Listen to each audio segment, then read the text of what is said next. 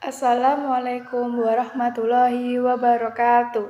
Halo teman-teman, perkenalkan saya Isnaini Noraziza Halanisa, NIM 191141112. Saya dari Prodi Psikologi Islam kelas 6B. Untuk memenuhi tugas ujian akhir semester mata kuliah Sejarah Peradaban Islam, saya ingin sedikit menjelaskan atau menceritakan tentang sejarah peradaban Islam pada masa periode pertengahan, yang terdapat beberapa kerajaan Islam yang sangat populer, di antaranya yaitu dinasti Turki Utsmani, dinasti Safawi, dan dinasti Mughal. Dan bagaimana sih peran penting ketiga kerajaan tersebut pada masa lalu dan masa kini, dan bagaimana perkiraan kondisi dan harapan perkembangan Islam di masa mendatang. Sejarah perkembangan Islam pada masa periode pertengahan dimulai dari tahun 1250 sampai tahun 1800 Masehi. Pada abad ini, kemajuan pada bidang pengetahuan memang tidak sehebat pada periode klasik, tetapi pada periode ini juga berperan sangat penting terutama dalam penyebaran Islam. Pada periode inilah Islam menyebar hingga Asia Tenggara. Pada masa kejayaan, umat Islam sangat dirasakan pada masa kepemimpinan Abbasiyah, yang pada saat itu pusat pemerintahannya di Baghdad. Kaum muslimin kala itu menjadi pemimpin bagi peradaban dunia, terutama dalam hal perkembangan ilmu pengetahuan dan arsitektur. Pada serangan dari bangsa Mongol, ini juga menyebabkan kekuatan politik Islam menjadi terpecah belah, di mana wilayah kekuasaan Islam tidak lagi berada dalam satu kesatuan besar yang dipimpin oleh satu pemimpin yang menjadi khalifah sebagai pusat pemerintah. Namun ketika umat Islam mengalami kemunduran, terutama akibat serangan pasukan Mongol di kota Baghdad pada tahun 1258, tidak hanya mengakhiri Khalifah Abbasiyah, namun juga mengawali masa kemunduran politik secara drastis. Selama umat Islam mengalami fase kemunduran, keadaan umat Islam secara keseluruhan baru mengalami kemajuan kembali setelah muncul dan berkembangnya tiga kerajaan besar tersebut, yaitu Kerajaan Turki Utsmani, Kerajaan Safawi, dan Kerajaan Mughal.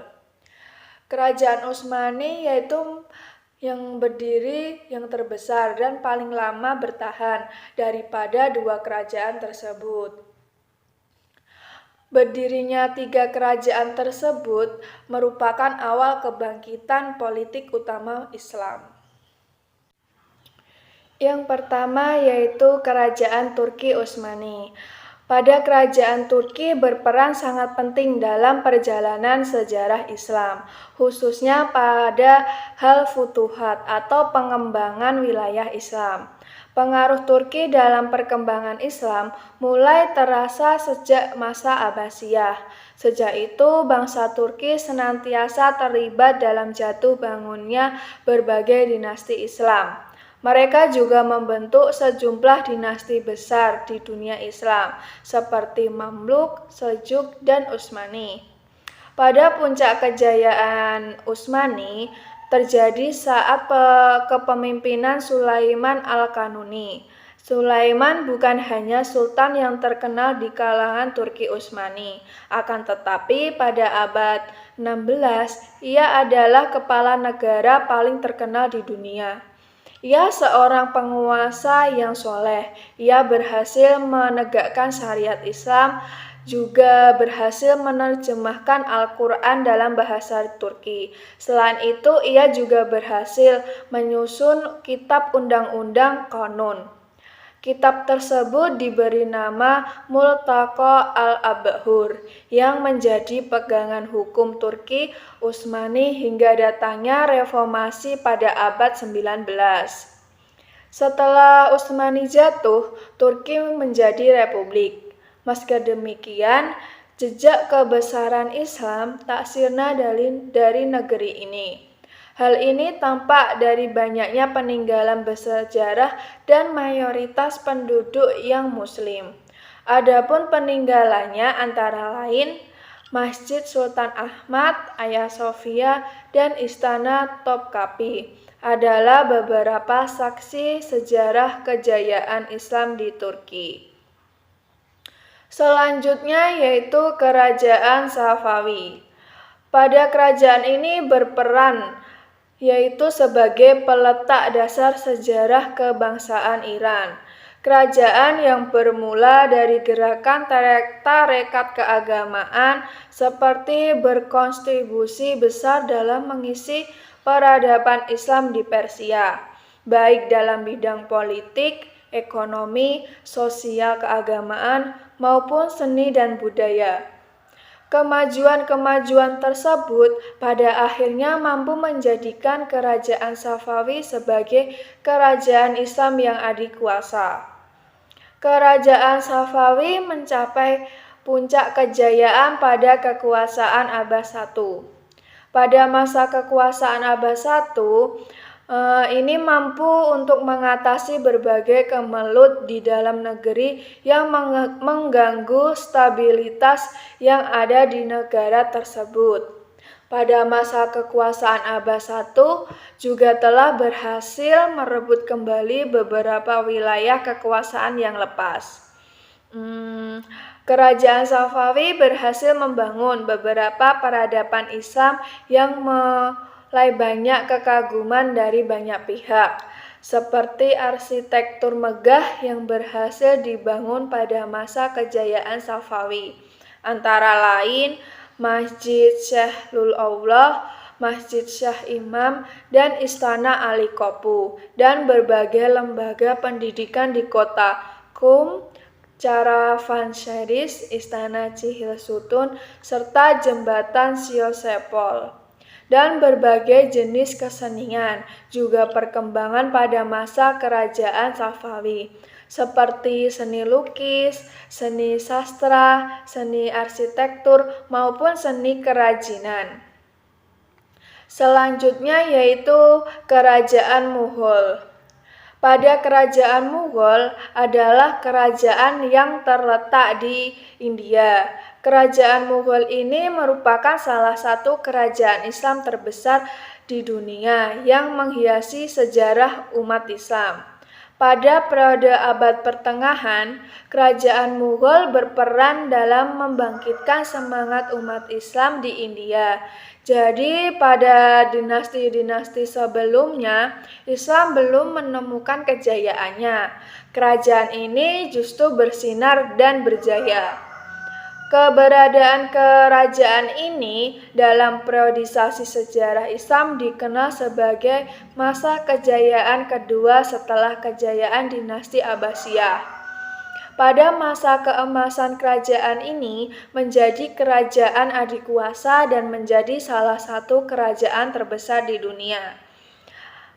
Pada masa kejayaan Kerajaan Mughal menguasai wilayah yang sama luas. Kerajaan Mughal sendiri merupakan produksi rempah-rempah, gula, wol, parfum, dan aneka produk lainnya.